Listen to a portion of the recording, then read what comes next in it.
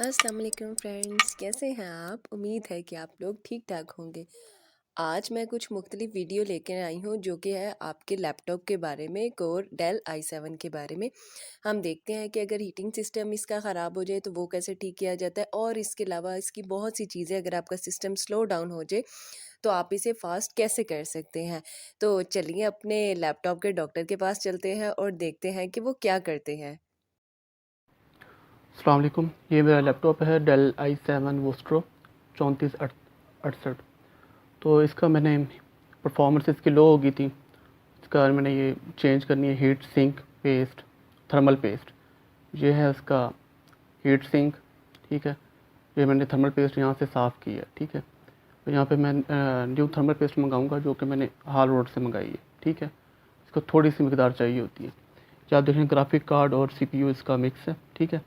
और ये इसका फ़ैन है, ये मैंने पहले से उतारा हुआ है। ये इसकी यहाँ से ये इसका डिसअसेंबल किया है, ठीक है।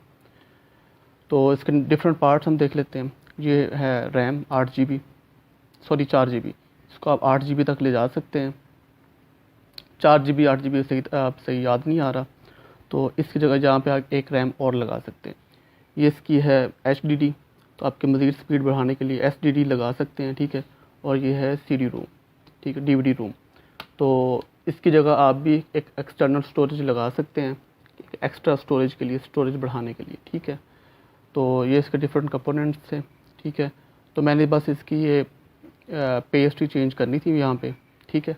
तो बाकी इसके कंपोनेंट्स देख लेते हैं, फिर बाद में बताता हूँ तो इसको खोलते वक्त आपने क्या क्या एहतियात करनी है। ये बैटरी की जगह है, ठीक है।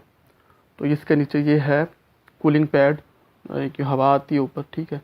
तो इसका मकसद ये है कि यहाँ पे आपकी जो डस्ट होती है वो अंदर नहीं जाती, ठीक है, क्योंकि डस्ट जाने से ये इसके पोर्स बंद हो जाते हैं इसके, ठीक है। तो इसको मैंने धोया है अच्छी तरह से, ठीक है। फिर मैं इसके ऊपर लगाऊंगा अल्कोहल यहाँ पे और यहाँ पे। ये अल्कोहल ये वैसे तो नहीं आती, ये स्वैप्स में ही मिलेगी, क्योंकि लोगों ने यहाँ इधर पीनी शुरू कर दी थी इसलिए बैन होगी। अब ये है कि डस्ट आती कहाँ से है, ठीक है। तो ये बताता हूँ मैं। इसको भी मैंने धोया है, साबुन से धोया है साफ़, ठीक है। और ये देखिए यहाँ पे डस्ट ही डस्ट थी। तो ये जो जगह होती है यहाँ से हवा अंदर जानी होती है और यहाँ से बाहर आनी होती है, जो आपको गर्म हवा आ रही होती है जब परफॉर्मेंस हाई होती है, ठीक है।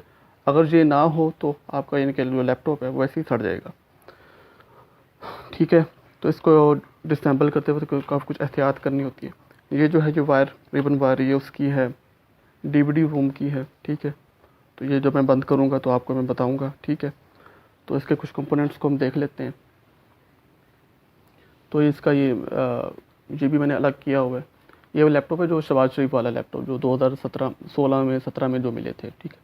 ये लिथियम बटन है, लिथियम बैटरी, बटन बैटरी, ठीक है। और ये स्पीकर, ठीक है, ये भी स्पीकर है, ठीक है। तो आपने इसके जो कनेक्शन है इसको लूज़ नहीं करना, क्योंकि फिर आवाज़ नहीं आएगी, ठीक है। बाकी इसके डिफरेंट कंपोनेंट्स हैं, तो उनमें हमारा अब छेड़ने का कोई इरादा नहीं है, ना ही उधर कोई काम है हमारा, ठीक है। अच्छा, जब ये फ़ैन चलता है तो अंदर से एक नेगेटिव प्रेशर जनरेट होता है। अगर ये बंद हो तो नेगेटिव प्रेशर ज़्यादा हो जाएगा, ठीक है।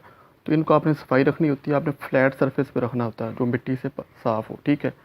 तो ये पोर्ट आप देख रहे हैं कितने साफ़ नज़र आ रहे हैं। तो 5-6 साल हो चुके हैं इस लैपटॉप को, ठीक है। ये मैंने सफाई की है इसकी। तो इसको आपने हमेशा फ्लैट सरफेस पर रखना होता है, ठीक है। तो इसके अंदर मिट्टी मिट्टी थी जो मैंने सारी निकाली, तो इसके लिए मैंने कूलिंग पैड लिया हुआ है, ठीक है। तो ये आपको कहीं से भी मिल सकता है। ये मैंने लगा दी है हीट सिंक पेस्ट। अच्छा, अब ये इसका मकसद क्या है? इसका ये है कि थर्मल कंडक्टिविटी, जो हरारत का जो ट्रांसफ़र है इसके और इसके दरमियान, ठीक है, ये जो ऐसे लगनी है, तो ऐसे लगेगी, तो ये इसको ज़्यादा करता है, ठीक है। तो ये 5 साल के बाद अरसे बाद हमने बदलनी होती है, नहीं तो ये CPU का टेम्परेचर बढ़ जाता है, इसकी परफॉर्मेंस पे फ़र्क आ जाता है। ये देखिए ये मैंने लगा दी है, तो मैंने पेस्ट चेंज कर दी है। अब ये हीट यहाँ से एक कॉपर का पाइप है, प्योर कॉपर, यहाँ से यहाँ बाहर जाएगी और ये इसको कूल करता रहेगा। और इसके ऊपर आता है बिल्कुल ये देखें आप पोर्स देख रहे हैं, ये पोर्स हैं और इसके नीचे ये फ़ैन है, ठीक है। तो इसको आपने हमेशा फ्लैट सरफेस पे रखना होता है जो मिट्टी से पाक हो। अब हम इसको बंद करने लगे, ये जो आपको नज़र आ रही रिबन, इसको आपने यहाँ से गुजारना है। ये देखें मैंने अब इसको बंद कर दिया है। अब इसके बाद ये लगाना होता है ये, ठीक है। तो ये हमें लग चुका। अच्छा, अब जो आपने इसको क्या कहते हैं, इसको जब खोलना होता है तब आपने एहतियात करनी होती है कि ये वाला जो एरिया है इसके लॉक्स होते हैं प्लास्टिक के, तो आपने एक सख्त कार्ड से इसको खोलना होता है। कोई भी ऐसे आईडी कार्ड हो गया या आपका सर्विस कार्ड या एटीएम कार्ड वगैरह टाइप इस तरह का, यहाँ से आपने डालना होता है आहिस्ता आहिस्ता, ठीक है। और उधर से फ्रंट साइड यहाँ से आपने ये देखें, वो जो रिबन छोड़ी थी ये मैं इसको पेचकस से निकालूंगा, ठीक है। और ये 3 पेज होते हैं, ये आपने खोलने होते हैं पहले 1 2 और 3, ये खोलने हैं आपने। सीडी रूम निकालना है, ठीक है। फिर इसके बाद आपको पीछे वाले के पेज सारे, ठीक है, जो पीछे हम अभी बंद करेंगे उनको बंद करना होता है। ये जो जगह है ये है कीबोर्ड की, तो कीबोर्ड हम अभी लगाएंगे, ठीक है। ये देखिए, खोलने से पहले आपने हमेशा ये 1 2 और ये तीन पेज आपने कीबोर्ड ओपन करने के बाद आपने हमेशा इनको पहले खोलना होता है, ठीक है। और ये डीवीडी रूम की रिबन है तो पीछे नीचे वाले से अटैच है, ठीक है। और ये मैंने डाल दिया इसको, अब हम इसको कीबोर्ड लगाएंगे। एक बात जो मैं बताना भूल गया, ये स्क्रू जो आपने लगाने हैं ये यहाँ पे 1 2 3 ये आपने लाजमी खोलने हैं, क्योंकि इनको खोले बगैर आपका ये नीचे वाला ये डिसअसेंबल नहीं होने वाला, ठीक है।